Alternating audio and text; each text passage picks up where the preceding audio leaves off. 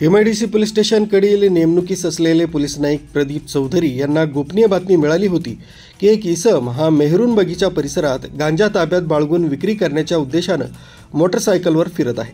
सदरची बातमी ही पोलीस निरीक्षक संदीप पाटील यांना कळवली असता त्यांनी स्वतः तसंच पोलीस उपनिरीक्षक राहुल तायडे, चंद्रकांत दनके, सहायक फौजदार दत्तात्रय बडगुजर, पोलीस नाईक योगेश बारी, पोलीस कॉन्स्टेबल नितीन ठाकूर, राहुल घेटे, योगेश गुगे अशांचं पथक तयार केलं। सदर पथकाने गांजा विक्री करणाऱ्या इसमांचा शोध घेत असताना तो शिवाजी महाराज उद्यान मेहरून बगीचा इथं शोध घेता सदर इसमास पळून जाण्याची संधी न देता त्यास चारही बाजूंनी सापळा रचून एका संशयितास ताब्यात घेतलाय।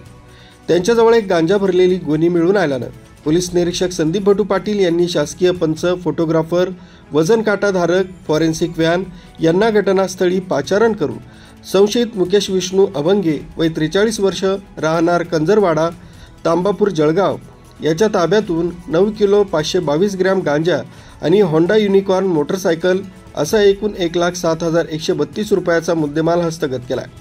पोलीस नाईक प्रदीप चौधरी यांच्या फिर्यादीवरून NDPS कलम 8 क 20 ब आय ब प्रमाणे गुन्हा दाखल करण्यात आला। सदर गांजा बाळगणाऱ्यास अटक करण्यात आली। सदर गुन्ह्याचा तपास पोलीस उपनिरीक्षक सचिन नवले, पोलीस कॉन्स्टेबल चेतन पाटील हे करीत आहेत। सदरची कारवाई ही पोलीस अधीक्षक महेश्वर रेड्डी, अप्पर पोलीस अधीक्षक अशोक नकाते, उपविभागीय पोलीस अधिकारी संदीप गावित यांच्या मार्गदर्शनाखाली करण्यात आली। MIDC पोलीस स्टेशन तर्फे नागरिकांना आवाहन करण्यात येत आहे की अवैधरित्या कोणी अंमली पदार्थाची विक्री करीत असल्यास त्याबाबत MIDC पोलीस स्टेशनला तात्काळ खबर द्यावी। खबर देणाऱ्याचं नाव गोपनीय ठेवण्यात येईल। दीपक जाम, 40 गाव स्पीड न्यूज, जळगाव।